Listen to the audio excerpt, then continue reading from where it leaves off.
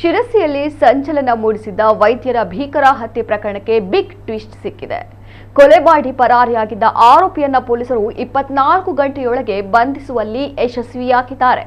ಬಂಧಿತ ಆರೋಪಿಯನ್ನ ಮಂಜುನಾಥ್ ಪಾಂಡುರಂಗ ನಾಯ್ಕ ಎಂದು ಗುರುತಿಸಲಾಗಿದೆ. ಈತ ಡಾಕ್ಟರ್ ರಮೇಶ್ ಕಲಗುಟಕರ ಅವರನ್ನ ಹತ್ಯೆ ಮಾಡಿ ಚಿನ್ನ ಕದ್ದು ಪರಾರಿಯಾಗಿದ್ದ.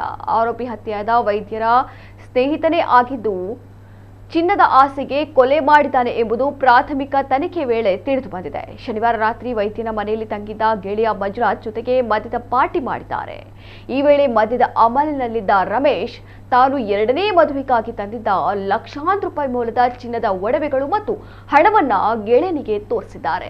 ರಾತ್ರಿ ವೇಳೆ ವೈದ್ಯರು ಮಲಗಿದಾಗ ಆರೋಪಿಯು ಕಬ್ಬಿಣದ ರಾಡ್ನಿಂದ ಬಲವಾಗಿ ಹೊಡೆದಿದ್ದಾನೆ. ಬಳಿಕ ಮನೆಯಲ್ಲಿದ್ದ 15 ಲಕ್ಷ ರೂಪಾಯಿ ಮೌಲ್ಯದ ಚಿನ್ನಾಭರಣ ಹಾಗೂ 50,000 ರೂಪಾಯಿ ನಗದನ್ನು ದೋಚಿಕೊಂಡು ಸ್ಥಳದಿಂದ ಪರಾರಿಯಾಗಿದ್ದ. ಈ ಪ್ರಕರಣವನ್ನ ಸವಾಲಾಗಿ ಸ್ವೀಕರಿಸಿದ ಪೊಲೀಸರು ಕೇವಲ ಒಂದೇ ದಿನದಲ್ಲಿ ಹಂತಕನನ್ನ ಸೆರೆ ಹಿಡಿದು ಜೈಲಿಗಟ್ಟಿದ್ದಾರೆ.